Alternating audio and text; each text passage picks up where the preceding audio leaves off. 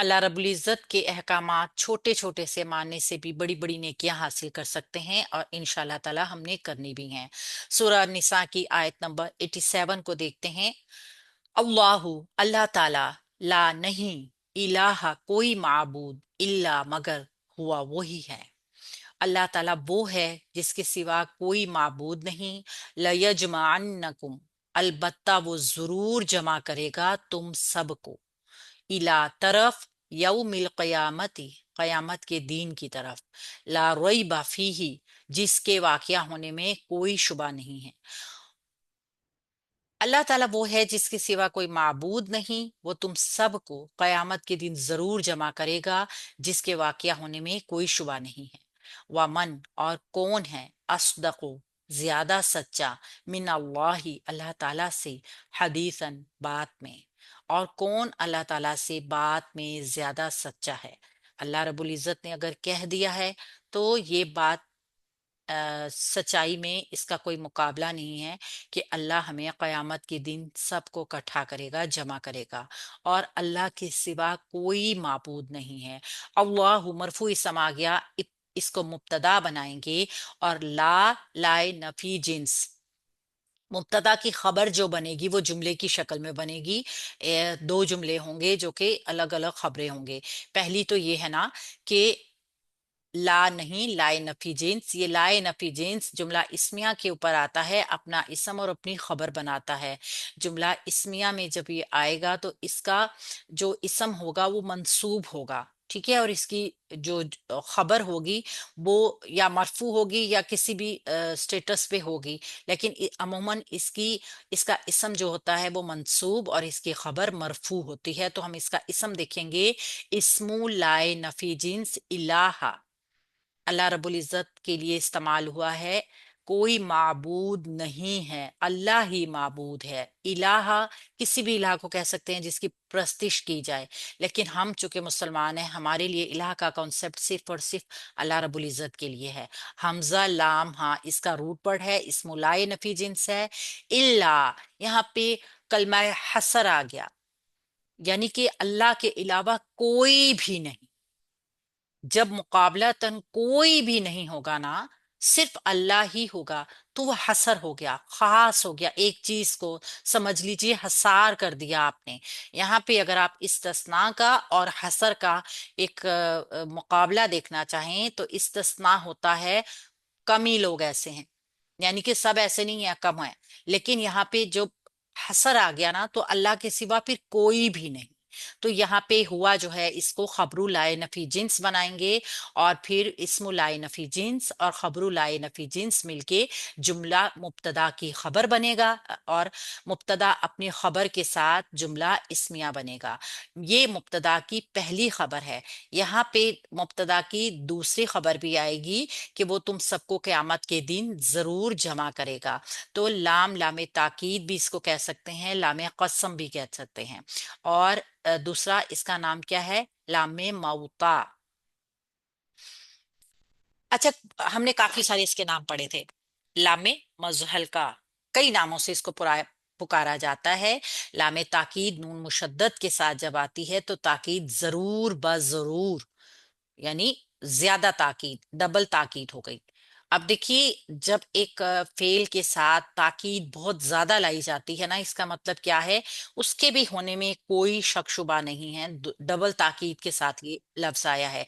यजमान्नाकुम, यजमा, वो जमा करेगा, फेल मुजारा साथ आया है बनूने ताकीद के साथ, और इसको हम वाहिद मुजक्कर गायब का सिगा है। हुआ की जमीर इसके अंदर फाइल है, और कुम इसके साथ मफऊल की जमीर जुड़कर आई है जो कि मंसूब जमीर है जमा मुजक्कर हाजिर की। वो जरूर ब जरूर तुम सबको जमा करेगा। फेल फाइल मफऊल आ गया।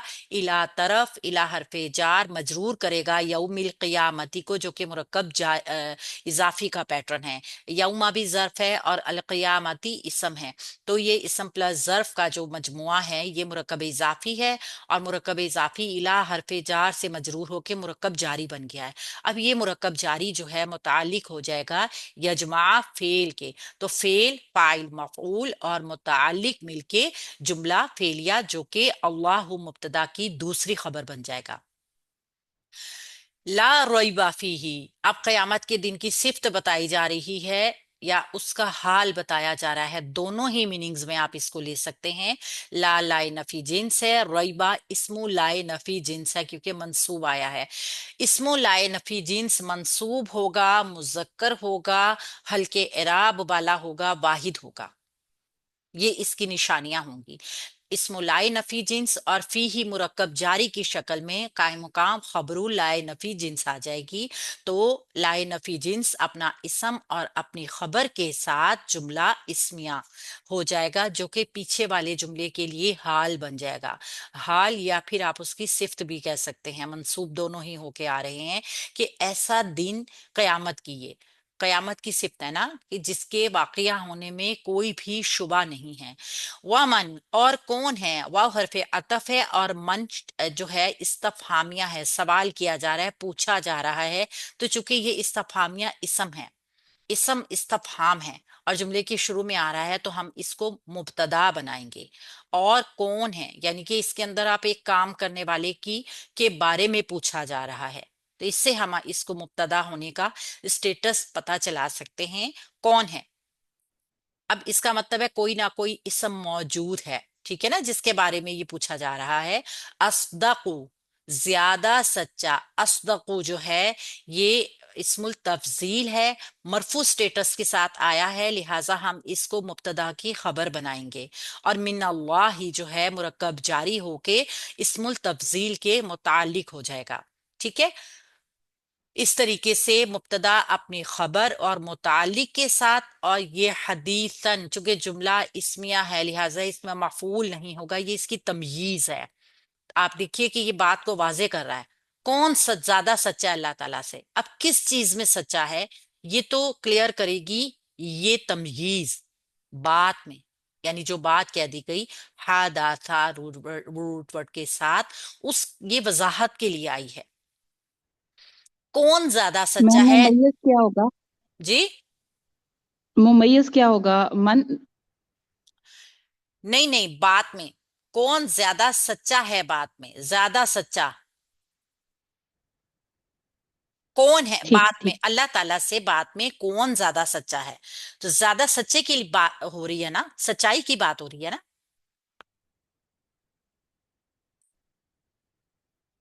ویسے تو اگر اس کا ممیز دیکھے تو یہ اللہ تعالیٰ، یہ کون زیادہ سچا ہے اللہ تعالیٰ سے، اللہ تعالیٰ سے آئے گا نا، اب آگے بات واضح نہیں ہے، بات کی وضاحت کی گئی ہے بات میں، تو بات میں سچا اصدقو کون زیادہ سچا ہے، بات نام مکمل ہے، ممیز اللہ تعالیٰ کی ذات آئے گی یہاں پہ، بات میں تمییز آئے گی۔ ابھی ہم ممیز کو نہیں دیکھیں گے، اس کی وجہ یہ ہوگی کہ تھوڑی سی اس کی کنفیوژن ہو جائے گی، اس کی کلیریفیکیشن ابھی انشاءاللہ تعالیٰ نیکسٹ میں اور اچھے طریقے سے اس کو سمجھا کے دیں گے۔ پہلے ہم صرف تمییز کو دیکھیں گے کہ ایسی چیز جو کہ فعل میں بات میں ہو رہی ہے اس سے پیچھے والے جملے میں، اور عموماً ایک چیز اور نوٹ کیجئے کہ یہ جملہ اسمیہ میں زیادہ ہوتا ہے، یہ تمییز ہوتی ہے نا جملہ اسمیہ میں ہوتی ہے، کیونکہ مفعول استعمال نہیں ہوتا اس میں، اس کا مبتدا اور خبر کا پیٹرن ہوتا ہے، اور یہ خبر میں جو بات کی جا رہی ہوگی نا یہ اسی کی جو ہے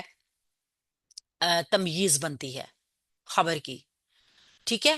کون ہے زیادہ سچا اللہ تعالی سے بھی زیادہ بات میں، تو اب یہاں پہ ہمیں ایک چیز بتائی گئی ہے، پھر مبتدا اپنی خبر اور تمییز کے ساتھ مل کے جملہ اسمیہ خبریہ ہی ہو جائے گا۔ اچھا یہاں پہ ایک چیز کی جو وضاحت کی گئی ہے وہ یہ کی گئی ہے کہ اللہ رب العزت جو ہیں وہ ان کے علاوہ کوئی بھی معبود نہیں ہے۔ منافقین جو تھے نا ان کے اوپر تین چیزیں بہت زیادہ بھاری ہوتی تھی، ان کو بہت شاق گزرتی تھی، اور ان میں سے پہلی کیا تھی، ہجرت تھی، ایک تو وہ ہجرت، اور پھر دوسرا کیا تھا، قتال، جس سے وہ بہت زیادہ تکلیف محسوس کرتے تھے. اب یہاں پہ جو تیسری چیز آئی ہے نا، وہ اس کا ذکر آیا ہے. ایک تو یہ تھا کہ جو لوگ بوڑھے تھے، بیمار تھے، سفر کے قابل نہیں ہوتے تھے، ایک تو وہ بھی تھا، ان لوگوں کا بھی ذکر ہے یہاں پہ کہ قتال کرو، لوگوں کو چھڑاؤ. دارا اسلام میں نئے نئے داخل ہوئے ہیں، لیکن اپنے قبیلوں کے اندر ہی، جو کافر قبیلے ہیں نا، انہی کے اندر آرام سے رہ رہے ہیں، ہجرت بھی نہیں کرتے ہیں، تکلیف بھی برداشت نہیں کرتے ہیں. تو اللہ کے نبی صلی اللہ علیہ وسلم کی دعوت اور یہ تحریک کا جو معاملہ تھا نا ان کا پورا، اس کے ساتھ باطل طریقے سے رہتے تھے.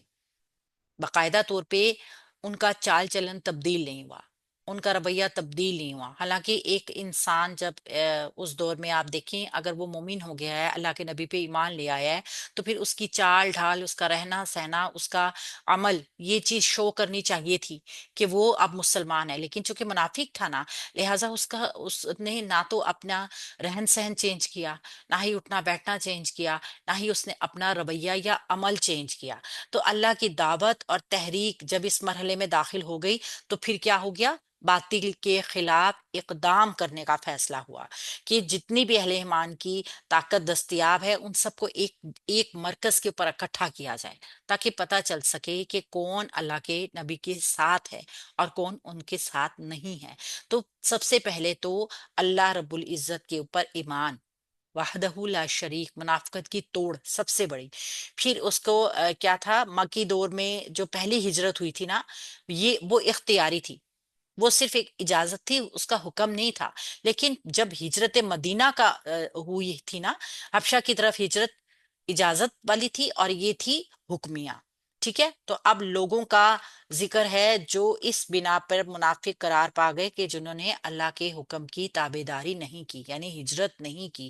تو اللہ رب العزت فرما رہے ہیں کہ اللہ پھر دیکھ بھی رہا ہے، اور اللہ تعالیٰ پوری قوت اور اختیار رکھتا ہے کہ وہ جمع کر لے قیامت کے دن تم سب کو. اور جب وہ جمع کرے گا تو پھر وہ پورا حساب بھی لے گا، پھر وہ دیکھے گا بھی کہ کس نے کس طریقے سے اس وقت پہ رد عمل کیا ہے. ہم یہ چھوٹی چھوٹی سی باتوں کو بھول جاتے ہیں نا، کہ کیا رویہ کس کا کب اختیار کیا اس نے. تو لیکن اللہ تعالیٰ نے جب بات کہہ دی ہے تو اللہ اپنی بات میں پورا سچا ہے. اللہ رب العزت پھر جو ہے وہ اس بات کو کوئی ڈینائی